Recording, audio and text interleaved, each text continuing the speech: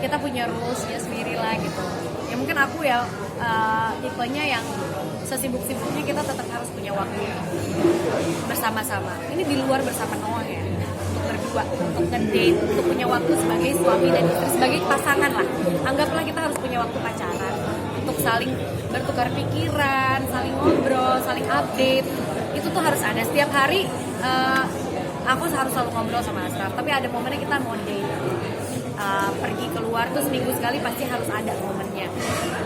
Dan kalau misalnya bagaimana caranya mendidik anak, seperti yang tadi aku juga udah share sebenarnya ke Bechelicious, salah satu alasan kenapa aku berusaha sekali untuk bisa mencintai diri aku, untuk bisa menyayangi diri aku adalah supaya aku bisa happy. Dan itu adalah salah satu metode pengajaran buat anakku supaya anakku juga bisa happy, supaya bisa menerima diri dia apa adanya, karena nggak ada orang yang sempurna, selalu ada masalah. Tapi gimana cara ngatasin masalah ya kita harus menerima gitu, kita harus sayang dulu sama diri kita, jadi kita baru bisa punya solusi bagaimana caranya kita keluar dari masalah itu. Jangan menyalahkan di luar, jangan menyalahkan apa yang bisa kita salahkan, tapi let's look at ourselves, belajar dari pengalaman yang kita punya. Itu datangnya sebenarnya mungkin tanpa Ashraf sadari, itu tuh sebenarnya dari Ashraf gitu awalnya datangnya, karena aku sempat punya masa-masa di mana aku merasa aku cukup down pada saat itu gitu, untuk berusaha menjadi seseorang yang sempurna di karir, menjadi ibu, jadi overwhelming untuk kata-katanya ya, mungkin banyak sekali, jadi aku sampai bingung mesti gimana. Tapi karena Ashraf bilang kalau emang pengen anaknya bisa sayang sama diri sendiri, kamu juga harus sayang sama diri kamu. Dari situ aku belajar, jadi aku selalu berusaha untuk bisa mencintai diri aku sendiri dan jujur sama apa yang aku lakukan dan menjadi orang yang apa adanya lah pada saat itu. Jadi itu juga, hal seperti itu juga yang kita mau tanamkan ke Noah, untuk Noah bisa punya rasa bangga terhadap pencapaiannya sendiri.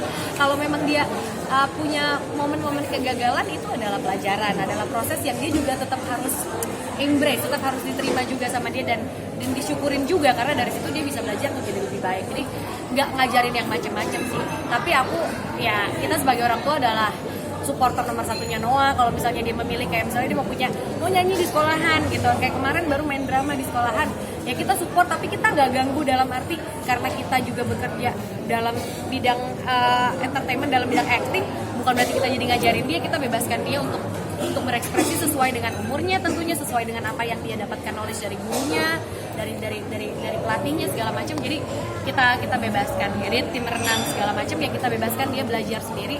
Paling kalau dia nanya sama kita atau kita punya masukan sedikit-sedikit, kita kasih masukan, tapi dia dibebaskan untuk memilih apa yang terbaik buat dia. Sejauh ini Noah lebih memilih mana mungkin? Ini dua pertanyaan terakhir ya. Sejauh ini Noah memilih mana mungkin? Lebih dominan kemana mungkin? Dia itu sebenarnya ya senangnya olahraga. Jadi dia lebih senang, dia masuk tim renang, dia lebih senang berenang. Tapi nyanyi juga senang dan drama juga senang. Jadi aku juga nggak ngerti dia senangnya apa. Tapi sekarang sih aku bebaskan. Yang pasti dia, yang aku tahu banget dia senang banget adalah satu, baca. Dia senang banget baca buku. Jadi dia kadang-kadang punya banyak knowledge yang aku nggak sangka-sangka dapatnya dari buku, karena bapaknya suka baca buku.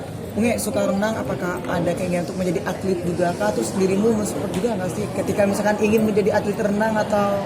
Sekarang sih dia udah ikut tim renang di sekolah, jadi dia banyak emang lomba-lomba renang gitu untuk umurnya dia ya, kategori umurnya dia. Kalau masalah jadi atlet apa enggak, kalau kita kan pengennya dia happy dan tetap menjadi anak seumurnya dia tanpa dibebani apa-apa.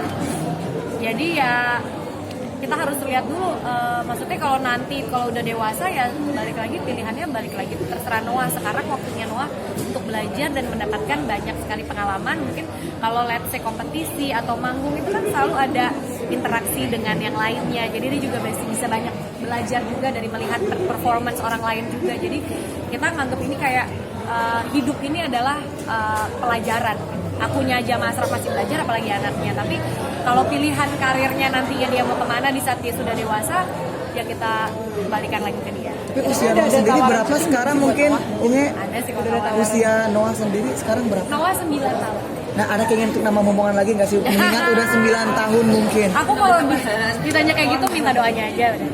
Berarti ada rencana Unge, terakhir mungkin Unge, terakhir bener rumah ya. tangga dirimu jarang terhembus berita-berita miring.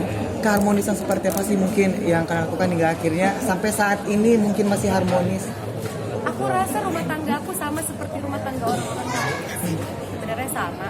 Mungkin karena kita berdua public figure, jadi mungkin disorot sama orang, dilihat sama orang. Kita sama-sama berjuang kok seperti layaknya pasangan suami istri yang lain. Kita juga pasti punya masalah, kita juga punya momen happy. Tapi yang pasti aku dari awal sama Asraf, prinsip kita adalah kita selalu, intinya kita harus saling jujur satu sama lain. Apakah kita masih ingin berjuang bersama atau tidak? Kalau tidak, nggak apa-apa, kita bisa jadi teman.